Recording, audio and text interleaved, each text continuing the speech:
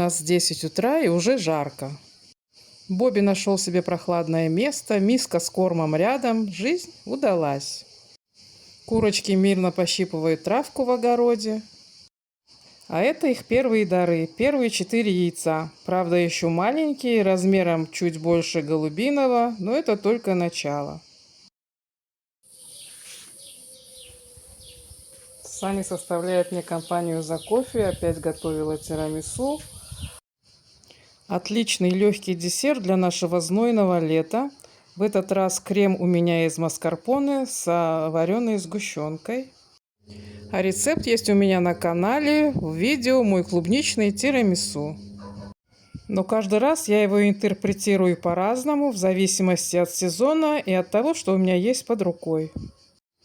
Наш короткий отпуск с друзьями закончился. За это время мы многое успели, в том числе и побывать на Тассосе. Об этом можно посмотреть в 2 предыдущих видео. Мы не только отдыхали, но и успели посмотреть дома в соседней деревне, потому что наши друзья решили приобрести недвижимость в Греции и именно в сельской местности. Но об этом я уже расскажу и покажу в следующем видео. Пока мы отдыхали, накопилось много домашних дел, сами они не сделаются, поэтому Юра уже начал стирать большие ковры, а я сегодня постираю маленькие коврики. И еще хочу сегодня побелить стволы растений в переднем дворике. Сейчас выпью кофе и займусь ковриками, пока не стало совсем жарко. Но сначала хочу показать, как пару недель назад варила абрикосовый джем из абрикосов, который принесла с рынка. Я уже дома, хочу быстро сварить абрикосовый джем. Мелко нарезала абрикосы. Пропорции сахара абрикосов 1 к 1. Засыпаю 1/3 часть сахара.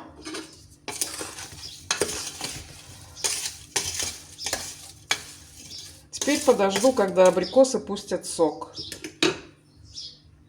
Прошло 20 минут, абрикосы пустили сок. Ставлю на плиту на средний огонь и увариваю до кипения.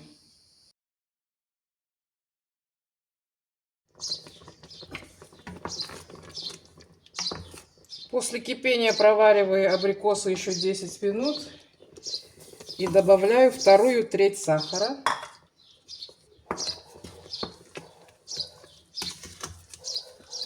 И проварю еще минут 10, убирая пенку. В процессе варки добавляю лимонный сок, пару столовых ложек. Так как не собираюсь использовать желатин или агар-агар. А в цитрусах содержится пектин и для сохранения цвета. И дальше увариваю абрикосы. Чем больше выпарится влаги, тем гуще будет джем. Проварила абрикосы еще 15 минут и добавляю последнюю часть сахара.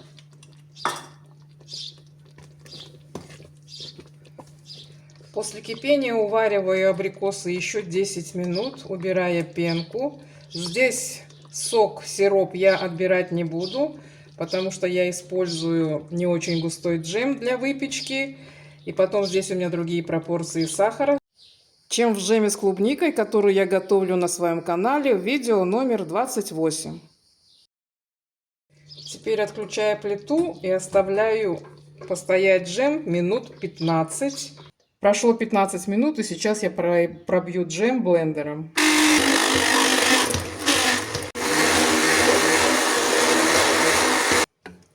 Вот такой у меня получился джем по консистенции. Если кто-то хочет гуще, просто отберите сироп.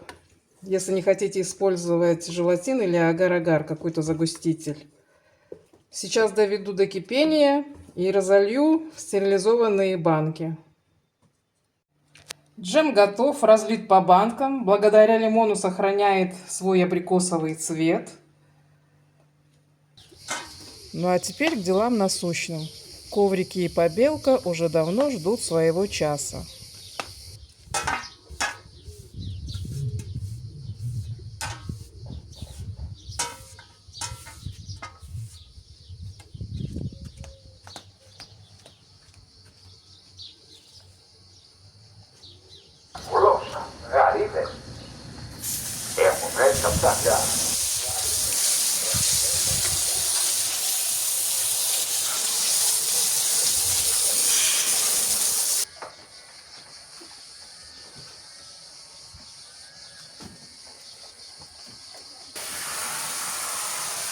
Для чего тебе?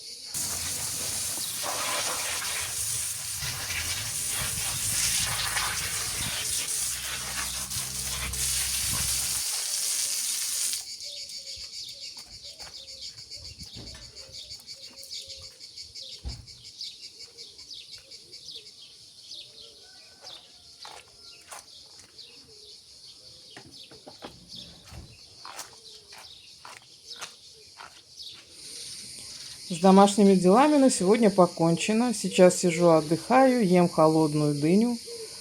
Очень вкусная дыня попалась в этот раз. Красномяска. Первый раз такую увижу здесь. Пока сижу на террасе, хочу показать, как поживает мой мини-садик. Розмарин нормально.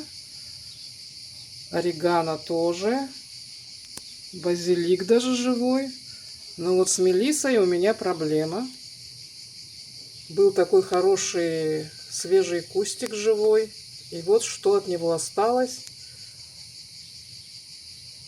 Через день поливаю, может быть, неправильно поливаю. Но вот так постепенно отсыхает он. Веточки я отстригаю сухие. И практически уже ничего не осталось. Хотя моя племянница говорит, что мелисса, она растет как сорняк. Правда, она у нее растет в грунте. Вот не знаю, проблема в том, что я ее высадила в горшок или в чем. Если кто-то разбирается, пожалуйста, подскажите, что я делаю не так. У нас уже стоит жара под 40 градусов. Даже животные все попрятались в тени где-то, не гуляют. Пока возились по хозяйству, совсем забыли, что дома почти закончился хлеб. А сегодня воскресенье. А это значит, что супермаркеты сегодня закрыты. Пекарни работают только до обеда. А еще это значит, что иди, Марина, на кухню и пеки хлеб. Пока ела дыню, думала, какой же хлеб я сегодня буду печь. И решила испечь что-то среднее между армянским матнакашем и турецким пиде. У меня уже здесь все готово для замешивания теста. Здесь у меня мука просеянная. Добавляю соль. Рецепт, как всегда, оставлю в описании.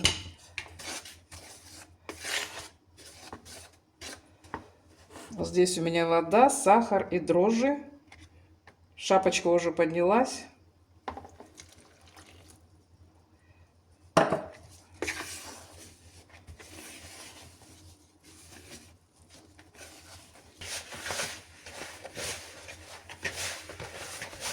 Тесто должно получиться достаточно жидким. Теперь добавляю растительное масло без запаха.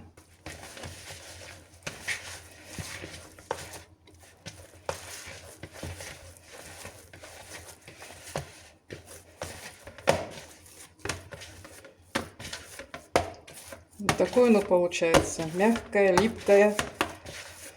Но отходит от миски.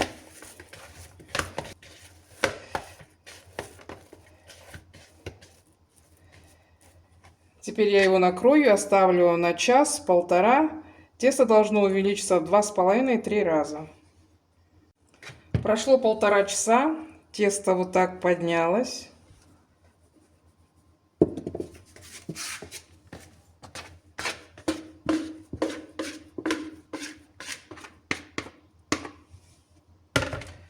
Разделю его на 2 части.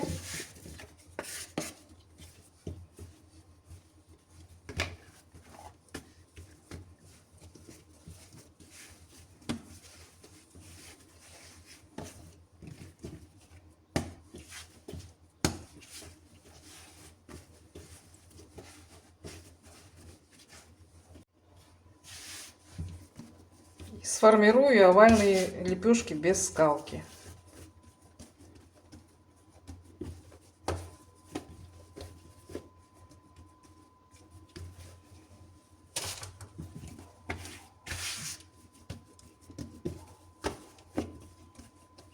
Просто вытягиваю тесто.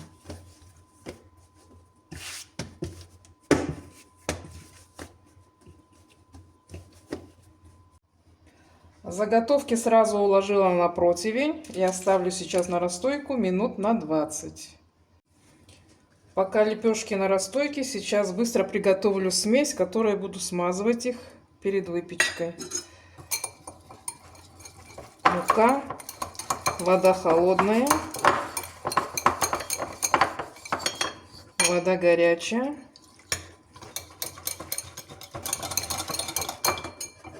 И желток.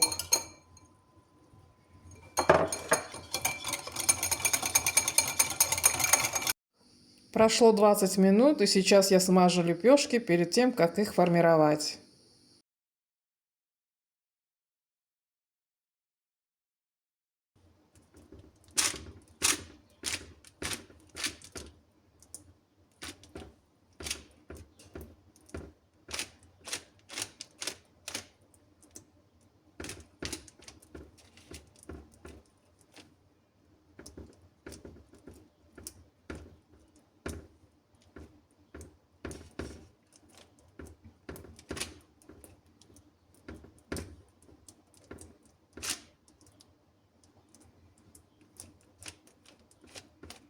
Лепешки сформированы, а теперь посыплю их 2 видами кунжута, белым и черным.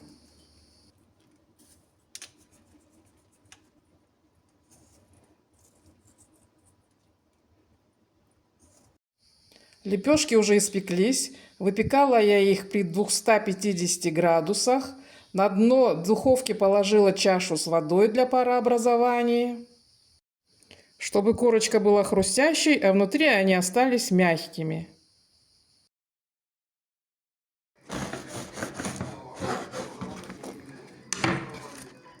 Вот такие они в разрезе.